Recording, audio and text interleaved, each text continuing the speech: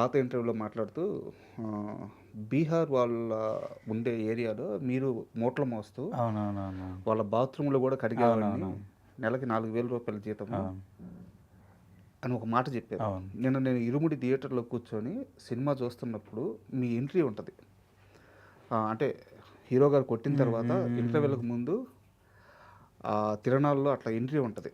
మీకు క్లోజ్ అవును. షాట్ పెట్టి అవునవును. కళ్ళల్లో ఒక సైకో లాగా ఆ ఎక్స్‌ప్రెషన్ ఇస్తూ ఎళ్తుంటే ఇది గదా సక్సెస్. ఇది గదా ఒక మనిషి కోరుకునే జీవితం. ఎంత గొప్ప క్యారెక్టర్ పడింది. ఊహించారా ఆ రోజు నుంచి ఈ ప్రయాణం వరకు ఎప్పుడైనా? నువ్వు అట్లంటే నాకు ఎట్లా అనిపిస్తుంది.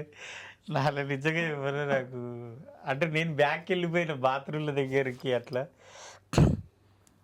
ఏమన్నా నిజంగా షాట్ చూసినప్పుడు హ్మ్. నాకైతే అసలు నేనేనా? కొమరక్కేనా? అంత సిగరెట్ అలవాటు లేదన్నా. హ్మ్. ఆ సిగరెట్టు దగ్గర దగ్గర ఒక 4, 5 డబ్బీలు వాంతికొస్తుంది. అంటియనికి ముట్టియడానికొస్తలేదు. హ్మ్. గుంజడానికొస్తలేదు. నాకు అలవాట్లేదు. పొగ పడదు నాకు. హ్మ్. అది డైరెక్టర్‌ని ఇబ్బంది పెట్టిన ఆ విషయంలో, సిగరెట్ విషయంలో. హ్మ్. కానీ యాక్షన్‌లో చూసుకుంటే నేను తాగిన ప్రతి సిగరెట్ ఆడేదో ఎక్స్‌పీరియన్స్ పర్సన్ తాగినట్టుంది. హ్మ్. చాలా హ్యాపీ అనిపించిందన్న.